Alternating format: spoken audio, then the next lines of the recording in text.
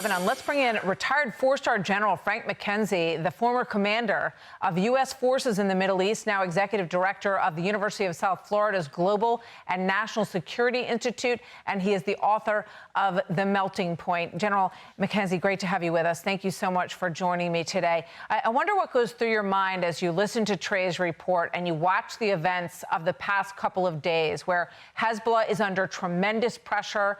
Iran is also under tremendous pressure, having lost major leadership. And now we are at one of those perhaps tipping points in the Middle East. What is your take?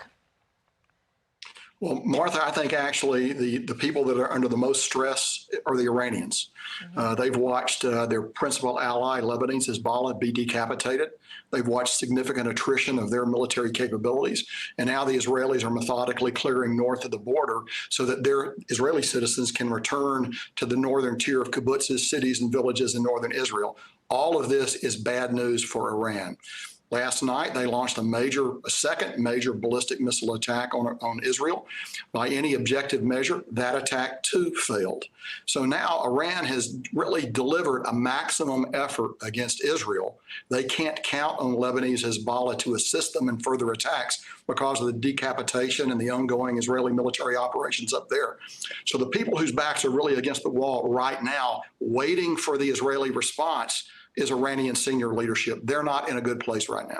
All right, two questions on that. The first one is about Hezbollah and what has happened to them. And were you surprised that they were able to launch over 200 missiles? And I think we're still learning about potential casualties in Israel, but an extraordinary situation where, I mean, isn't it humiliating to them that none of these missiles, or the majority of them, were not able to penetrate or to do any damage or significant damage?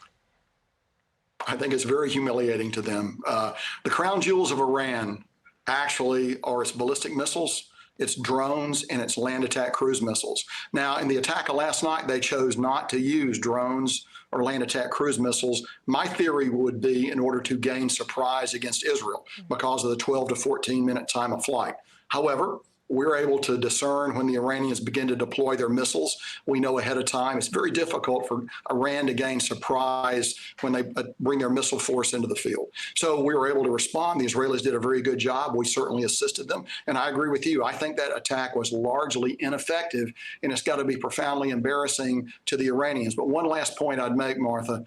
The Iranians have a boundless ability to lie to themselves within their own chain of command about how successful or unsuccessful their attacks are. So what we would want to know is, how is that attack actually being reported to the supreme leader in Tehran? We might be surprised at what he's learning about it. Yeah, well, he's got to be a little nervous about his own future at this point, because he watched the leader of Hamas be taken out in Tehran in a building there when he was at a ceremony, and then Nasrallah, and he has to be wondering if his days are numbered as well. With regard to what President Biden said about discouraging an Israeli attack on nuclear sites within Iran, I mean, that is the ultimate threat that faces Israel. And do they see this as a window that cannot be missed to mitigate that threat and to try to take out those sites, General?